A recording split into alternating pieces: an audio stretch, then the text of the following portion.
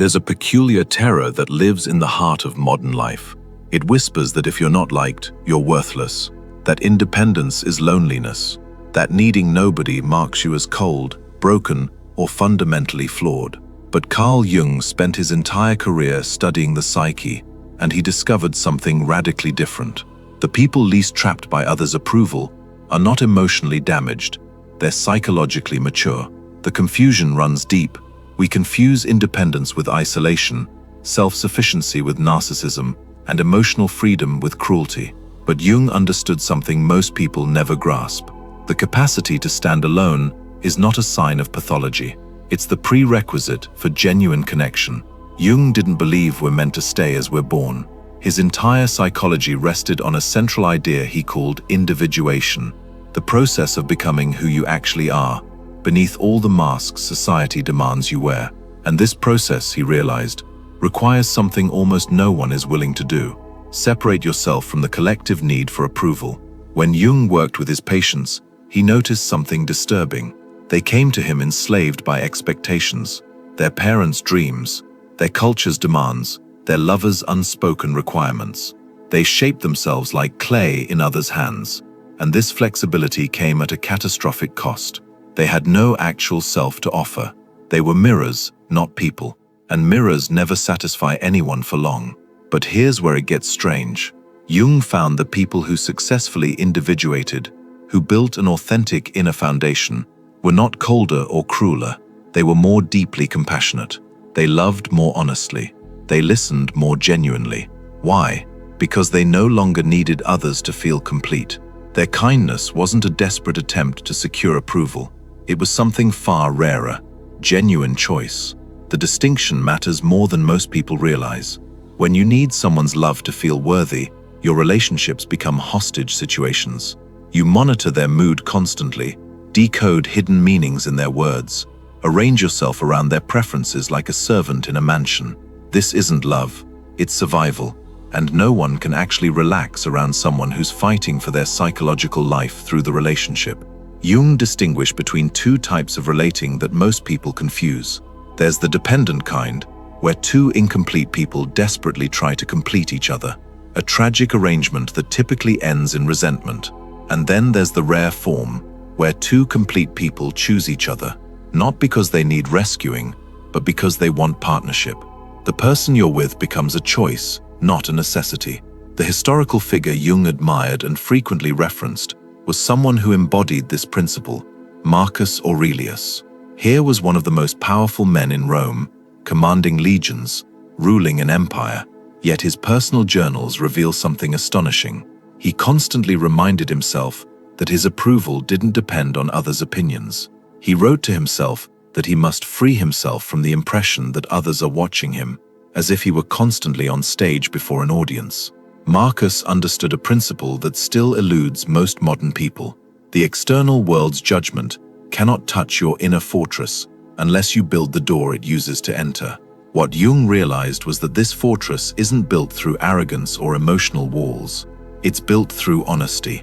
You must look at yourself without flinching, see your cowardice, your pettiness, your hunger for validation, and choose not to be defined by these parts. In Jung's language, you must integrate your shadow. The shadow is not evil. It's simply the parts of ourselves we've denied, the aspects we've hidden from ourselves because we thought they made us unlovable. But the repressed parts of ourselves don't disappear. They work against us from the unconscious, creating anxiety and desperation. Every person who appears mysteriously attractive, the person others are drawn to without quite understanding why, has typically done this shadow work. They've stared at their own darkness and made peace with it. This doesn't make them perfect. It makes them real. And reality is far more magnetic than performance. Jung observed this clearly in his clinical work. His patients who made genuine progress weren't the ones who became people-pleasers. They were the ones who gradually stopped. They said no when they meant no. They expressed disagreement without assuming it would destroy the relationship. They pursued interests others thought were strange. And paradoxically, as they cared less about approval, people were drawn to them more intensely. The universe rewards authenticity in ways that performance never can. The mechanism behind this is psychological. not mystical. When someone stops performing, they transmit genuine emotion. Their smile actually means something. Their compliments carry weight. Their company carries presence. Meanwhile, the person constantly monitoring others' reactions is fragmented, split between their authentic impulse and their performed version. This fragmentation is exhausting to be around, even unconsciously. There's also what modern neuroscience has since confirmed. Security in relationships requires one paradoxical thing. Each person must be secure enough to leave. This doesn't mean threatening to leave or fantasizing about it. It means genuinely being able to survive without the other person. Psychologically complete people can do this. This psychological independence creates a strange effect. It's the only stable basis for genuine intimacy. Because when someone knows you don't need them, they can finally trust that you choose them. Their presence feels like a gift, rather than a necessity you've imposed on them. Jung called this process of psychological maturation individuation, and it troubled many people in his time. They assumed he was promoting selfishness, but he was describing something more precise: the development of a true individual, rather than a social construct. And he believed this was humanity's central psychological task: not to be happy, not to be liked, not to accumulate achievements, but to become real. This is where most people misunderstand independence. They believe it means not caring about anyone. But Jung's psychology suggests something more subtle. It means caring deeply, but from a place of wholeness, rather than emptiness. You can pour from a full cup without depleting it. You can love from strength, rather than from the terror of abandonment. This distinction transforms everything about the relationship. Consider what happens in modern relationships when someone hasn't individuated. Two people meet, and each unconsciously searches the other for the parts they've disowned. The person who hasn't integrated their aggression seeks someone they can blame. The person who hasn't integrated their need for power seeks someone to dominate. The person who hasn't integrated their sexuality seeks someone to fulfill them. These are recipes for disaster disguised as romance. They feel intense and compelling because they touch the unconscious, but they're prisons nonetheless.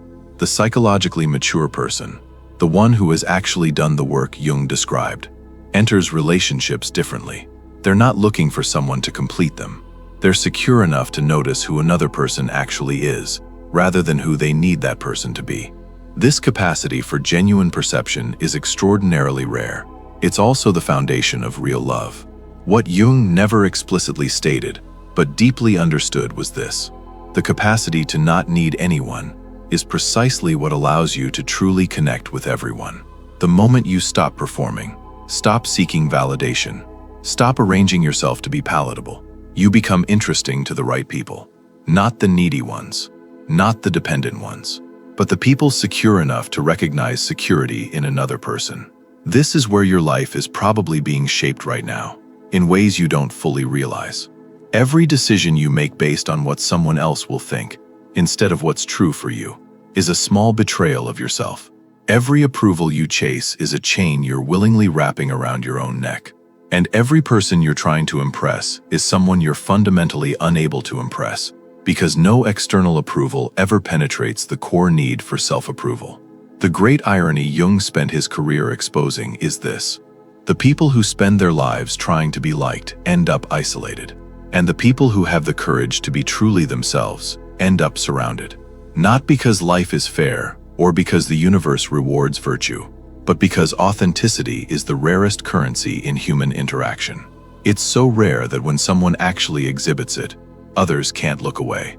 The journey to not needing anyone isn't a path of becoming cold or distant. It's the only path that leads to genuine warmth, because true compassion can only flow from wholeness.